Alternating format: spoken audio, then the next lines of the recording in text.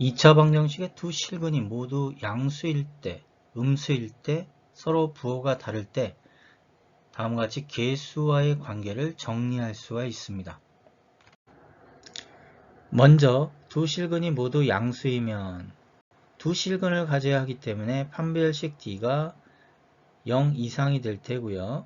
그 다음에 두근의 합 알파 플러스 베타, 두근의 곱 알파 마이너스 베타는 각각 마이너스 A분의 B, A분의 C와 같게 되죠. 양수 더하기 양수라고 하는 것은 양수가 돼야 되고 양수 곱하기 양수도 양수가 돼야 됩니다. 이렇게 해서 이 세 가지 조건을 동시에 만족하면 되는데 이것을 이용해서 다음과 같은 문제에서 모든 정수 K의 곱을 구하라고 했는데요. 그렇다면 모두 양수가 되니까 판별식 D가 0 이상이 돼야 되고 거기서 K의 범위는 0 이하가 됩니다. 두 번째, 두근의 합은 0보다 커야 되기 때문에 K는 2분의 1 미만이 되고 두근의 곱은 0보다 커야 되는데 이는 모든 실수에 대해서 다 성립하게 되겠죠.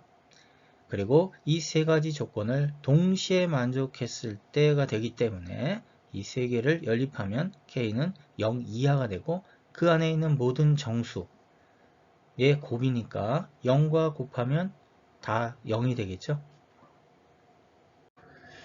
두 번째, 두 실근이 모두 음수이면 그럼 두 실근이니까 판별식 D가 0 이상이 될 테고요.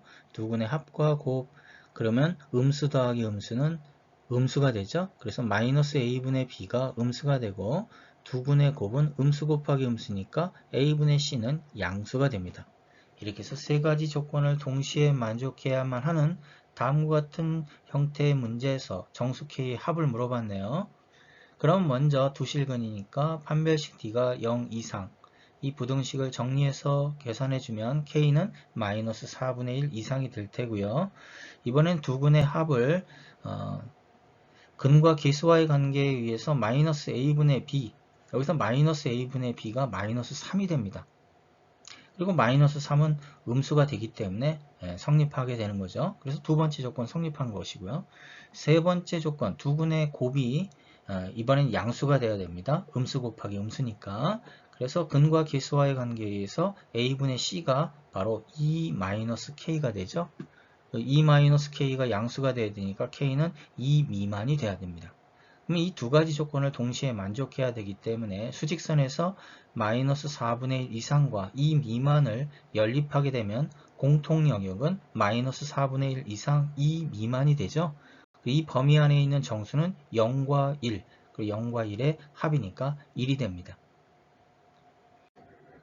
세 번째, 두 실근의 부호가 다르면 일단 두 실근이니까 판별식 D는 0 이상이 되고요.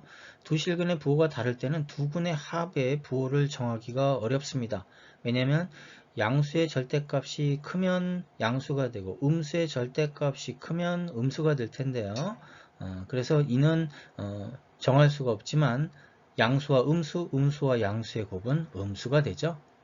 그리고 두 근의 곱이 음수가 된다는 것은 AC가 음수가 된다는 뜻이기 때문에 판별식 D가 무조건 양수가 돼요.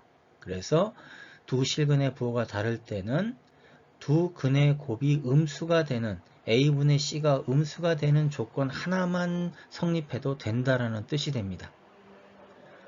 자, 그런데 다음과 같은 예제에서 보면은 서로 다른 두 실근, 부호가 다른 두 실근에서 양수의 근의 절대값이 크다 그랬으면 두 근의 합은 양수가 되겠죠.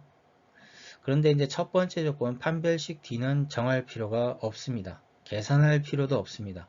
두 근이 부호가 서로 다를 때는 판별식 D는 무조건 양수가 되기 때문에 첫 번째 조건은 계산하면 안 됩니다. 시간 낭비죠.